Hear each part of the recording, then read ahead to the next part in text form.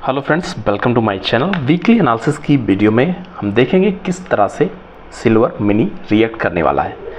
हम सारी कंडीशन को देखते हैं वन बाय वन करके। वीडियो थोड़ी डिटेल में रहती है, तो इस वजह से आप अगर देखेंगे तो लर्निंग पर्पज़ के लिए आपको काफ़ी हेल्प मिलने वाली है फर्दर डिसाइड करने के लिए कहाँ पे क्या सेंटीमेंट बने, किस तरह से आपको डिसीजन लेना है।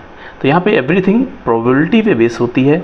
कोई भी श्योर नहीं होता है कि यही कंडीशन होगा, हमें प्रोबेबल कॉजेज़ निकालने होते हैं, उसके बेस पे हमें फर्दर डिसीजन लेना पड़ता है। जैसे कभी न्यूज़ का इम्पैक्ट पड़ता है, कभी सपोर्ट रेजिस्टेंस का इम्पैक्ट पड़ता है, तो उन सारी कंडीशन को समराइज बेस से हमें यहाँ देखना होता है।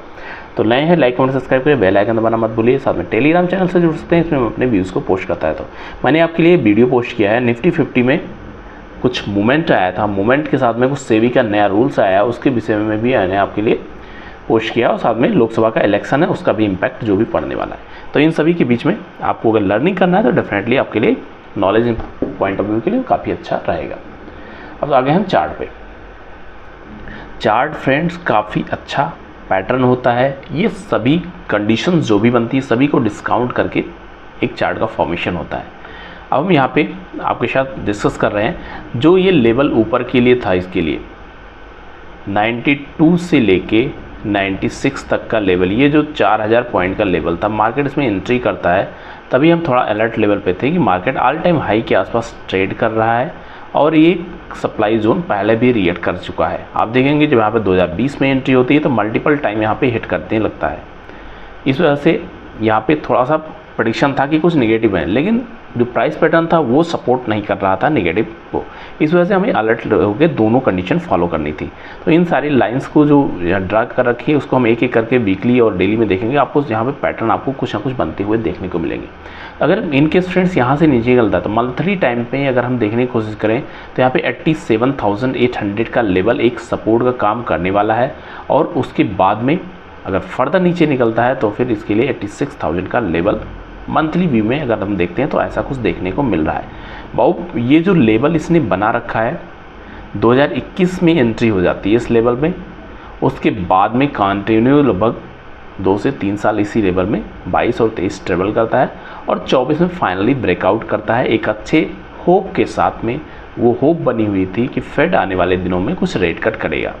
और यहाँ पे अगर वॉल्यूम की बात कर लेते हैं तो अगर वॉल्यूम अगर आप देख रहे हो तो अच्छे वॉल्यूम के साथ में लगातार मंथली व्यू में ट्रेडिंग बनती हुई देखने को मिल रही है।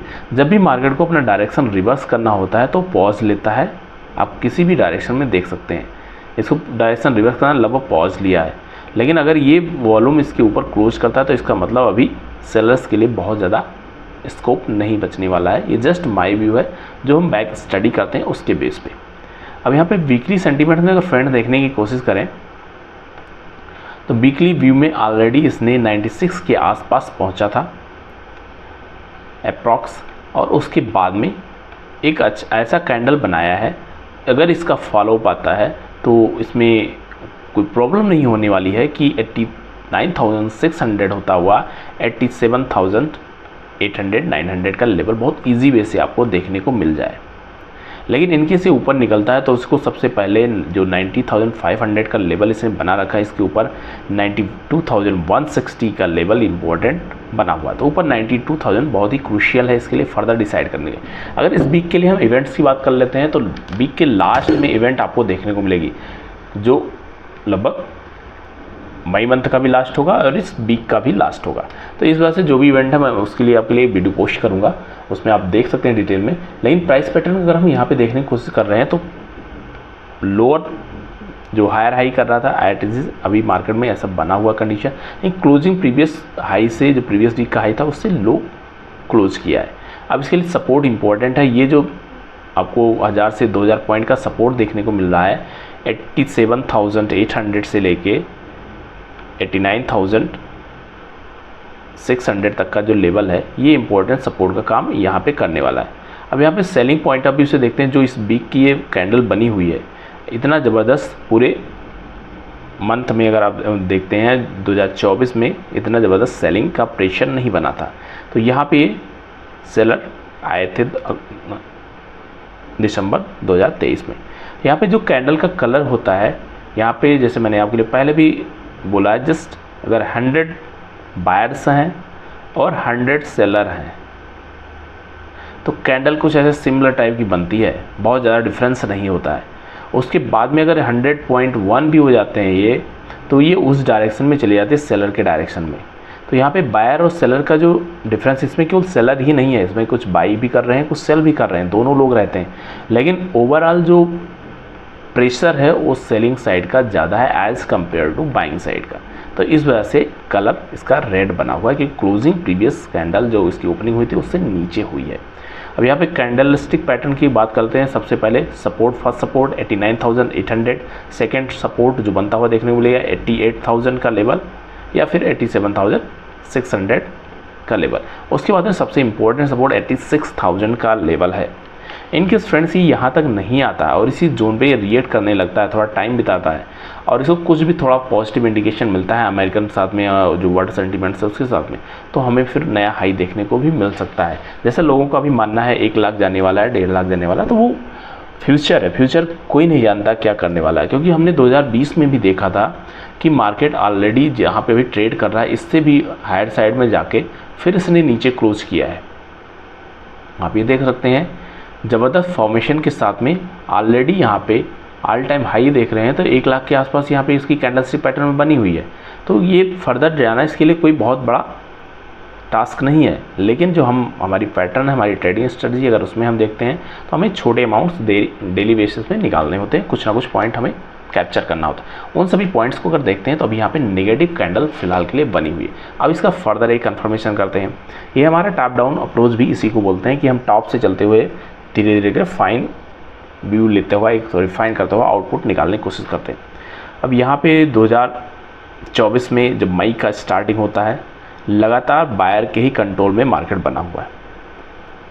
उसके बाद में थोड़े सेलर एक्टिवेट हुए थे, लेकिन प्रीवियस कैंडल का जब तक लो नहीं निकालता तब तक हम इसमें सेलिंग की अपॉर्चुनिटी के लिए बहुत एग्रेशन में आके नहीं देखने वाले थे। अब इसने प्रीवियस कैंडल का लो भी निकाला और गैप डाउन होकर ओपनिंग किया और क्लोजिंग भी एक लेवल में हो गई। अब इसके लिए नेक्स्ट सपोर्ट 90,000 होता हुआ, जो हमने वीकली में देखा, सिमिलर टाइप का पैटर्न बनाने की कोशिश करेगा। ये जो मैंने रेड लाइन मार्क किया था मंथली में 92,000, ये सारे लेवल्स आप देख रहे हैं रिएक्ट करने की कोशिश कर रहे हैं। उसके बाद में मोस्ट और सबसे इम्पोर्टेंट सपोर्ट जो है वो है 86,000 का लेवल।